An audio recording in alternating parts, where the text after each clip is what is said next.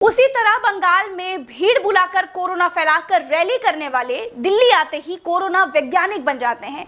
देश को कोरोना का ज्ञान देने लगते हैं। वो भूल जाते हैं कि कुछ देर पहले वो खुद क्या करके आए हैं।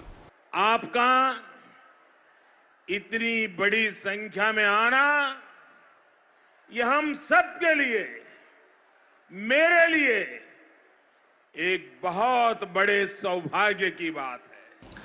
देशवासियों, मैंने आज एक प्रज्ञा मिश्रा का वीडियो देखा जिसमें उसने बहुत ही शानदार भाषण दिया। वाकई कमाल था।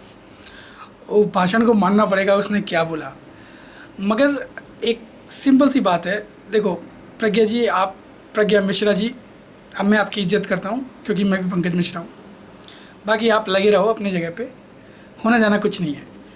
अगर मोदी जी बंगाल में रैली करके आ गए तो आपके पेट में क्यों दर्द हो रहा है? अरे कोरोना से मरेगी तो जनता मरेगी ना, तुम और मैं थोड़ा ना मरने वाले हैं।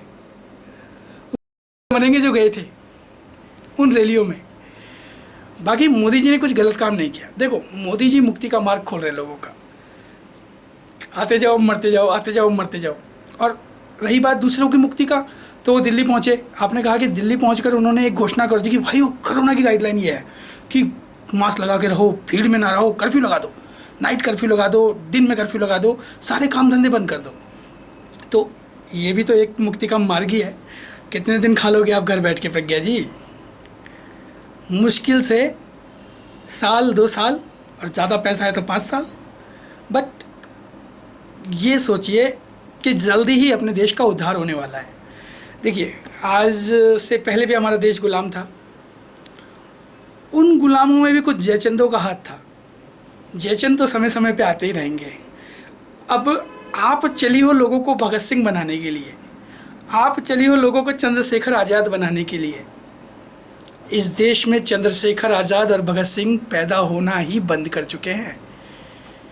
क्योंकि जब हम लोग थोड़ी बहुत कविता से प्रेम करते थे, आज तो बिल्कुल नहीं है, तो सुना था ये विजय गाथा है आचोल के अंगारे की, पैदा तूफान के ये उस प्रचंड धारे की, पाया जो कुछ भी था वो पाया सिर्फ खोने को, हुआ था पैदा वो वतन पे शैदा होने को, समा जलाई थी खुद उसमें ही जल जाने को, ऐसे दीवाने को आज़ादी के परवाने को, क्या जलाती कोई गोली क्या तोप का गोला, गाया जिसने रंग दो मेरा बसंती चोला। तो प्रज्ञा जी, आप जो बात कह रही है ना, वो मुझे अच्छी नहीं लगी। क्योंकि देखिए मोदी जी जिस तरह से बंगाल में, मतलब कल्याणी में भी रैली की, लाखों की संख्या में लोग आए। लाखों की संख्या में कोरोना भी तो फैलेगा, आप ये क्यों नहीं सोचती? उन लाखों में से 10,000 लोग भी अगर मरे तो कितना बड़ा काम हुआ। Population control, why don't you understand? समझना पड़ेगा हम लोगों को कि मजाक नहीं है, ये मुक्ति है। और ये मुक्ति है। देखिए लास्ट ईयर जब लॉकडाउन लगा, क्या हुआ? मैं, आप, दुनिया के मेरे जैसे बहुत जने, मतलब नंबर ऑफ पीपल, तो एवरी पर्सन बोल लूँ, जैसे कि मैं तो लॉ का विद्यार्थी भी हूँ और लॉ का मतलब मैं एडवोकेट भी हूँ, तो एवरी पर्सन जैसे डेफिनेशन में दे रखा है। एवरी पर्सन मतलब रशियन फलाना। अब मैं एवरी पर्सन की हर जगह हटा के एनी पर्सन कर दूँ और सिटीजन ऑफ इंडिया कर दूँ, तो जो सिटीजन ऑफ इंडिया थे वो घर बैठ गए। पिछले साल पूरा लॉकडाउन को एंजॉय किया उन्होंने। क्या गलत किया? बैठे एंजॉय किया। मेरी बात को नोट कीजिएगा, बैठे एंजॉय किया। आपने अपने आप को साबित कर दिया कि आपको जब मन चाहे तब घर बिठा देंगे। और अगर शासन किसका? मेरा। बाहर निकले, मेरा मतलब समझ लेना किसका? मेरा होता तब तो मैं बहुत कुछ कर देता देश के लिए, खैर। मगर शासन किसका? मेरा। बाहर निकले, पुलिस किसकी? मेरी। जिसको कहूँगा डंडे मारेंगे, जिसे चाहूँगा रगड़ दूंगा, जिसे चाहूँगा पकड़ लूँगा। हथकड़ी नहीं लगवानी 1,000 ला, जूते नहीं खाने 2,000 ला। पकड़वाने के पैसे, छुड़वाने के पैसे, और बिना पैसे बिना घोटाले हम हिले कैसे? मतलब कुछ भी हो सकता है इस देश के अंदर, कोई बड़ी चीज़ नहीं है। मैं बहुत खुश हूँ क्योंकि देश विकास की ओर जा रहा है। और विकास कहाँ से होता है? आप लोग मेरी बात को समझने की कोशिश कीजिएगा। मैं विकास क्यों बोल रहा हूँ? विकास इसलिए बोल रहा हूँ क्योंकि जब तक शाम नहीं होती तब तक नेक्स्ट सवेरा नहीं होता। तो जब देश पूरी तरह से एक समय गुलाम बन गया, पूरी तरह से, तभी लोगों में क्रांति आई। तभी वो आज़ादी की भावनाओं को अपने मन में बसाकर और क्रांतिकारी बने और देश को आज़ाद कराया।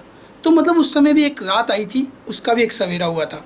तो हर चीज़ की रात आ रही है और हर चीज़ का सवेरा भी होगा, मगर उस सवेरे में कौन सर्वाइव करेगा ये मैं नहीं जानता। मगर हाँ, पुनर्जन्म में यकीन रखता हूँ, इस जन्म में नहीं तो अगले जन्म में, अगले जन्म नहीं तो अगले जन्म सही। बट हौसला नहीं हारना है भाइयों, हौसला नहीं हारना है आप लोगों को। मस्त लगे रहो, अपना देश उत्थान की तरफ बढ़ चुका है और यह उत्थान इतना विकास करेगा इस देश को कि टॉप नंबर पे भारत होगा हर चीज़ में आज। और वैसे भी विवेकानंद ने कहा है, उठो जागो शक्तिशाली बनो, क्योंकि बलि हमेशा बकरे की दी जाती है, शेर की नहीं। तो मतलब ये मान के चलो कि आप लोगों की बलि चढ़ना चालू हो चुकी है और जब बलि चढ़ेगी तो देवता भी खुश होंगे। तो खुश रहें और सबसे प्यार से रहें। कोरोना में लॉकडाउन लगे तो घर रहें और मास्क लगा के रहें। मैं तो अकेला हूँ और अकेला मास्क लगाने की ज़रूरत नहीं है, बट मैं भी पब्लिक प्लेस जाता हूँ तो मास्क लगा के जाता हूँ, ठीक है। भले ही मास्क यहाँ रख ले कोई या यहाँ लटका ले, पर मास्क लगा होना चाहिए। फॉर्मेलिटी पूरी होनी चाहिए। खैर, फॉर्मेलिटी से क्या मतलब है, इस देश में जब लाखों की संख्या में रैली हो सकती है और वहाँ पर उन रैलियों को देख के हमारे देश के प्रधानमंत्री खुश हो सकते हैं, तो क्या गलत है। आप लोग भी इस लॉकडाउन का एंजॉय करें और आप चाहें तो ऐसे ही वीडियोज़ में बनाता रहूँगा लॉकडाउन में। आप मेरे चैनल को सब्सक्राइब करें जिस